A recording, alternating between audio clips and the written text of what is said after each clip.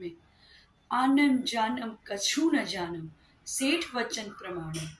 आनम जानम कछु न जानम सेठ वचन प्रमाणम। आनम जानम कछु न जानम सेठ वचन प्रमाणम। आप सोचते होगे आज पूर्वी ये बोल क्या रही है। मित्रों, ये है एक मंत्र, और मंत्र ही नहीं, एक अंजन चोर जिसने इसको जपा था और वो बन गया निरंजन। कैसे बना निरंजन, चलिए सुनते हैं स्टोरी के माध्यम से। बहुत साल पहले की बात है। एक नगर था और उस नगर में एक जिंदत सेठ रहा करते थे। जिंदत सेठ की जैन धर्म के प्रति बड़ी आस्था थी और वो रोज जैन मंदिर जाया करते थे और 14 के दिन तो स्मशान में जाके ध्यान किया करते थे। आकाश से जब दो विद्याधर आए ना, तो उन्होंने उनकी परीक्षा करने के लिए सेठ के ऊपर ओले बरसाए, सेठ के ऊपर पानी बरसाया, पर सेठ तो बिल्कुल विचलित नहीं हुए, अपने ध्यान में लगे रहे। दोनों विद्याधर ने खुश होकर सेठ को आकाशगामिनी विद्या प्रदान कर दी। सेठ बड़े खुश हो गए क्योंकि आकाशगामिनी विद्या की वजह से अब उन्हें कहीं भी जाना हो, कोई भी अकृत्रिम चैतालय के दर्शन करने हो तो रुकना नहीं पड़ता था। रोज सेठ अलग अलग प्रकार के अकृत्रिम चैतालय, सोने के मंदिर के दर्शन करते थे और अपने आप को कृतार्थ करते थे। जब सेठ के मित्र जो सोमदत्त था, उसने ये देखा कि सेठ रोज सुबह कहीं जा रहे हैं, तो उसने सेठ से पूछा कि भाई आप रोज कहाँ जा रहे हो। सेठ ने अपने आकाशगामिनी विद्या के बारे में बताया और जब सोमदत्त ने पूछा तो सेठ ने भी उसे वो विद्या कैसे प्राप्त करनी उसकी विधि बताई। सोमदत्त भी अमावस की रात में स्मशान में जाके बैठा। उसने नीचे बहुत सारे नुकीले औजार रखे और ऊपर एक सिंचा बांधा और बैठ के वो करने लगा नमोकार मंत्र का जाप। नमोकार मंत्र का जाप तो वो करने लगा, पर जब वो सिंचा काटने का समय आया, उस वक्त वो जो सोमदत्त सेठ थे बहुत डर गए और उन्होंने सोचा कि शायद मैं गिर जाऊं और नोकीले जो शस्त्र रखे उसके ऊपर गिरूं और मर जाओ, तो नीचे आ गए।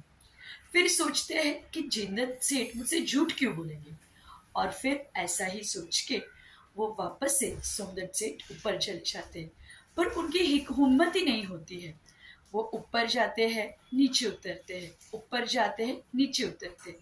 ये दृश्य जब अंजन चोर जो वहां पे छिपा हुआ था उसने देखा, तो अंजन चोर सोचने लगा कि भाई क्या बात है, किस वजह से ये सोमदत्त सेठ ऐसा कर रहे हैं। वो वहां जाके सोमदत्त सेठ के पास पहुंच गया और उसने सोमदत्त सेठ से पूछा कि सेठ क्या कर रहे हो आप, हमें बताइए। सोमदत्त सेठ ने उन्हें नमोकार मंत्र सुनाया और उसे बताया कि जो जिंदत सेठ ने कहा था उस प्रकार से पूरी विधि बता दी। अब चोर, आप सोचो कि कौन सी चोर की बात कर रहे हो। ये अंजन चोर वही था जो राजा के महल से रानी का बड़ा सा महंगा कीमती नेकलेस लेके भागा था, और जब वो भागते भागते आगे बढ़ रहा था, उसने देखा कि उसके पीछे सिपाही आ रहे थे, तो उनसे बचने के लिए ये जो चोर था वो यहाँ पे आके छुप गया था। चोर सोचने लगता है कि जिंदत सेठ है, वो तो बड़े ही धार्मिक वृत्ति वाले हैं, वो मुझसे कभी झूठ बोलते नहीं है, तो वो इनसे भी झूठ कैसे बोलेंगे। उसने सोचा कि ऐसे भी मेरी मृत्यु निश्चित हो चुकी है क्योंकि मेरे पीछे सिपाही पड़ गए हैं, तो क्यों ना मैं अपनी किस्मत आजमा लूं।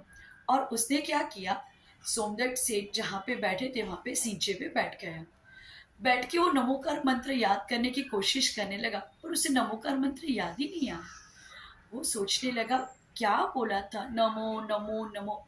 फिर उसने सोचा कि भाई सेठ ने जो मंत्र बोले थे तो उसके ऊपर ही मैं श्रद्धा कर लेता हूँ, और वो बोला आनम जानम कछु न जानम सेठ वचन प्रमाणम। ऐसा बोलते ही उसने वो सिंचा काट लिया।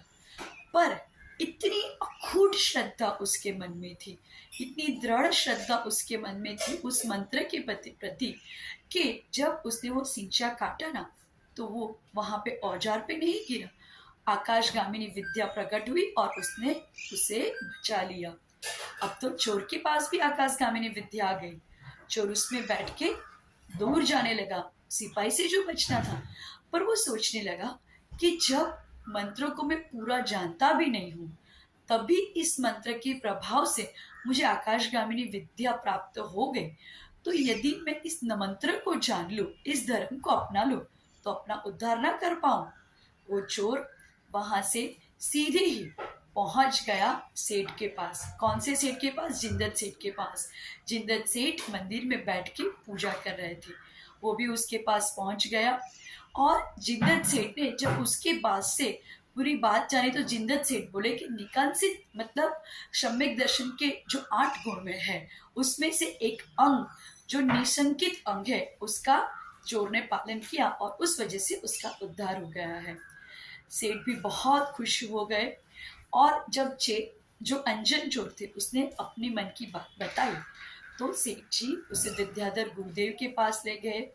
मुनि ने उसे दीक्षा दी और अंजन चोर ने इतना तप किया कैलाश पर्वत के ऊपर जाके कि अंत में मोक्ष तक को प्राप्त कर दिया। नमोकार मंत्र के ऊपर श्रद्धा करने से कितना फायदा होता है मैं आपको अब तक बता ही चुकी हूँ। पर मित्रों, पूरा नमोकार मंत्र ना बोल के भी सिर्फ उस पर श्रद्धा रख के, गुरु के वचन पे श्रद्धा रख के, भगवान के वचन पे श्रद्धा रख के सेठ ने अपनी जिंदगी परिवर्तित की, तो चोर ने अपनी जिंदगी का परिवर्तन किया। तो क्या हम अपने जीवन का परिवर्तन नहीं कर सकते? जरूर कर सकते हैं। तो आप सभी को भी इस नमोकार मंत्र को अपने हृदय में, अपने जीवन में जरूर जरूर जरूर से बिठाना है और हर वक्त सुबह शाम रात उठते बैठते खाते पीते नमोकार मंत्र को जपना है। कहा जाता है ना कि सच्चे हीरे की परख जैसे जौहरी कर सकता है, वैसे ही सच्चे जाप को आप और मेरे जैसे लोग ही तो कर सकते हैं। तो आपको भी नमोकार मंत्र को ऐसे ही जपते रहना है और अपने जीवन का कल्याण करना है। आज के लिए इतना ही, फिर मिलेंगे अगले एपिसोड के साथ। आपको हमारी कहानी कैसे लगती है हमें ज़रूर बताइएगा। हमारे चैनल को शेयर और सब्सक्राइब ज़रूर कीजिएगा। जय जिनेंद्र।